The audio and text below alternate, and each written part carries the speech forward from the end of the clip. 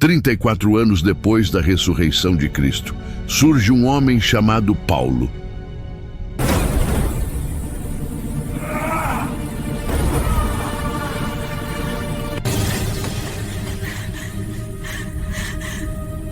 Não, não!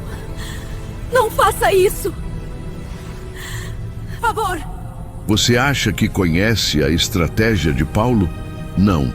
Você não conheceu a verdadeira história de Paulo. Antes de ele transformar nações, antes de escrever metade do Novo Testamento, Paulo era um perseguidor implacável dos cristãos. Messias não vive! Casa por casa, Dá um fim nessas mulheres! família por família. Ele não tinha misericórdia, mas algo mudou tudo. Um encontro, uma luz, uma voz. E de repente o caçador virou arquiteto, o destruidor virou construtor. O homem que se chamava Saulo passou a ser conhecido como Paulo.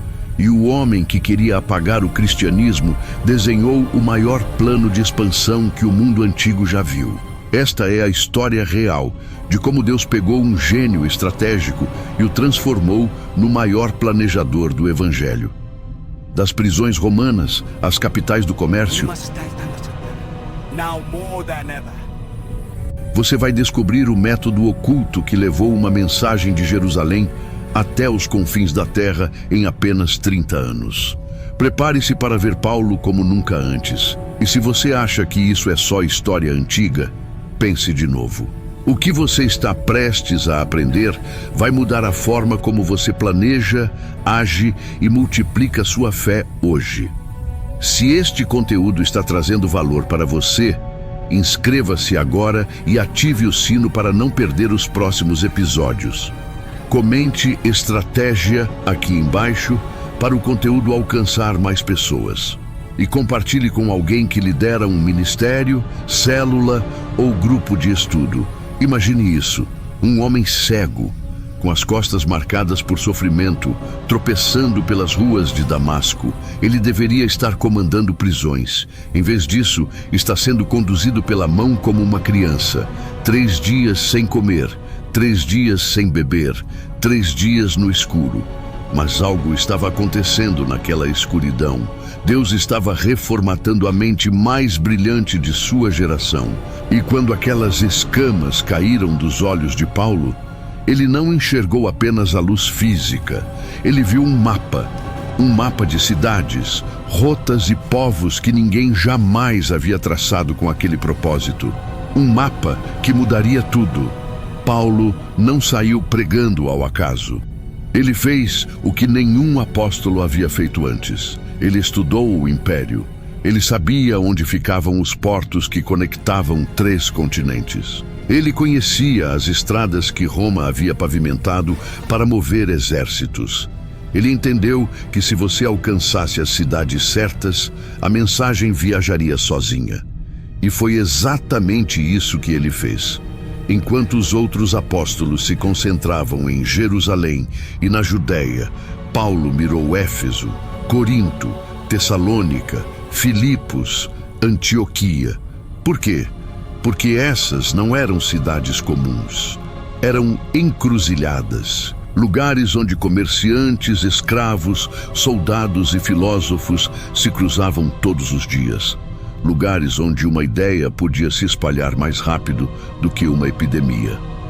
Hear me, people of the city. The time has come to rise against oppression and claim our rightful freedom. Atos 19:10 registra algo impressionante sobre o tempo de Paulo em Éfeso. Isso continuou por 2 anos, de modo que todos os judeus e gregos que viviam na província da Ásia ouviram a palavra do Senhor. Você entendeu? Todos na província da Ásia. We must rise together, for the future of our city depends on our unity and courage. Paulo não visitou cada vila. Ele plantou uma igreja estratégica em Éfeso e deixou que a própria estrutura do império fizesse o resto. Comerciantes levavam a mensagem para Esmirna, viajantes para Colossos, escravos libertados para Laodiceia. Em 2 anos, uma região inteira foi alcançada. Isso não foi sorte, foi estratégia. Mas o plano de Paulo ia muito além de escolher cidades. Ele tinha um método de entrada que parecia simples, mas era genial. Primeiro, a sinagoga. Come and hear me, for the time has come that men stand united. Sempre a sinagoga. Por quê? Porque lá estavam pessoas que já amavam as Escrituras, pessoas que esperavam o Messias, pessoas que entendiam profecias. Paulo não precisava começar do zero. Ele conectava Jesus ao que eles já conheciam.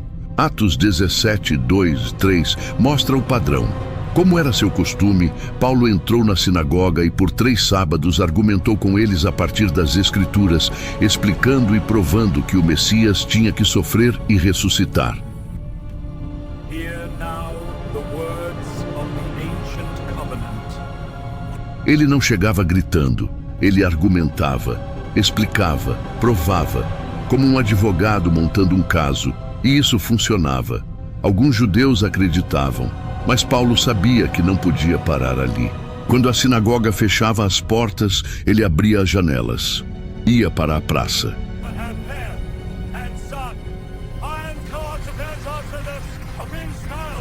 Para o mercado. Para as casas. Em Corinto, quando os judeus rejeitaram a mensagem, Atos 18:7 diz: Então Paulo saiu da sinagoga e foi para a casa ao lado, a casa de Tício Justo, um adorador de Deus. Ele não desistiu, ele pivotou, mudou de ambiente, mas não de missão. E aqui está a parte que a maioria das pessoas perde. Paulo adaptava a mensagem sem mudar a essência. Com judeus, ele citava Isaías, Moisés e Davi. Com gregos em Atenas, ele citou poetas gregos e começou falando do Deus desconhecido, que eles já adoravam sem saber. Atos 17:28 registra: Como alguns dos seus próprios poetas disseram, somos descendência dele. Paulo estava usando a cultura deles como ponte, não como inimiga. Ele entendia que você não pode ganhar pessoas atacando tudo o que elas amam.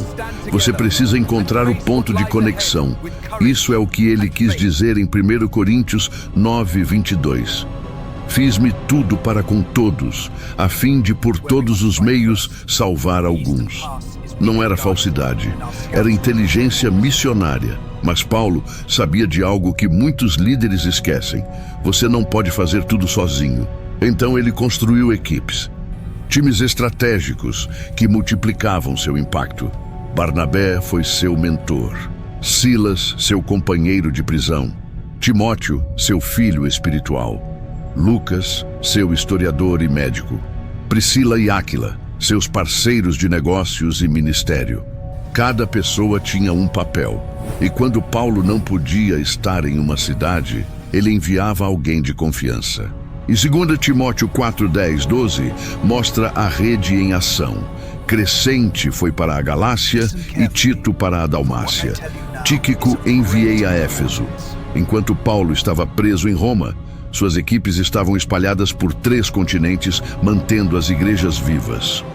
Isso não era apenas delegação, era multiplicação estratégica. E aqui está o segredo que poucos percebem. Paulo não apenas formava equipes, ele formava líderes locais. Ele não queria que as igrejas dependessem dele para sempre. Ele queria que elas crescessem sozinhas. Tito 1:5 revela a instrução. A razão de tê-lo deixado em Creta foi para que você pusesse em ordem o que ainda faltava e constituísse presbíteros em cada cidade. Paulo plantava, regava e então equipava líderes locais para continuar o trabalho. Quando ele saía de uma cidade, a igreja não morria, ela se fortalecia. Mas tem mais. Paulo fez algo que nenhum outro apóstolo fez. Ele trabalhou com as próprias mãos enquanto pregava. Atos 18:3 diz: E como tinha o mesmo ofício, ficou morando e trabalhando com eles, pois eram fabricadores de tendas. Por que Paulo, um homem tão culto e respeitado, escolheu fazer tendas? Porque isso abria portas que sermões não abriam. Quando você serve, as pessoas confiam. Quando você trabalha ao lado delas, elas ouvem. E Paulo não aceitava dinheiro de novas igrejas. Ele se sustentava. Isso neutralizava acusações de que ele estava pregando por interesse financeiro. 1 Tessalonicenses 2:9. Vocês se lembram, irmãos, do nosso labor e fadiga. Trabalhamos noite e dia para não sermos pesados a nenhum de vocês enquanto pregávamos o Evangelho de Deus. Ele transformou o trabalho braçal em testemunho vivo, sustentabilidade em credibilidade. E quando as coisas ficavam realmente difíceis, Paulo tinha um recurso que salvou sua vida várias vezes: cidadania romana. Ele não idolatrava Roma, mas também não desperdiçava o recurso que Deus havia colocado em suas mãos. Em Filipos, depois de ser tratado injustamente, Atos 16:37 registra sua resposta. Eles nos trataram publicamente sem julgamento, embora sejamos cidadãos romanos, e nos lançaram na prisão. E agora querem nos expulsar secretamente? Não. Que eles mesmos venham e nos escoltem para fora. Paulo usou a lei para proteger não apenas a si mesmo, mas a mensagem. Ele sabia que se os magistrados admitissem erro, isso daria credibilidade ao Evangelho. E em Jerusalém, quando uma multidão queria fazê-lo mal, Atos 22:25, Paulo disse ao centurião: "É legal vocês punirem um cidadão romano que nem foi considerado culpado?" Instantaneamente, a situação parou. A cidadania abriu caminho para que Paulo testemunhasse diante de governadores, reis e até do próprio imperador. Ele não usou o privilégio para escapar, ele usou o privilégio para avançar. Mas o maior golpe de mestre de Paulo não foram as viagens, foram as cartas. Ele sabia que não poderia estar em todos os lugares ao mesmo tempo. Então, ele fez algo revolucionário. Ele escreveu. E não eram bilhetes rápidos, eram documentos teológicos profundos que respondiam perguntas, corrigiam erros e fortaleciam igrejas à distância. Romanos, Coríntios, Gálatas, Efésios, Filipenses, Colossenses, Tessalonicenses. Cada carta era customizada para a cidade, mas todas carregavam a mesma mensagem central.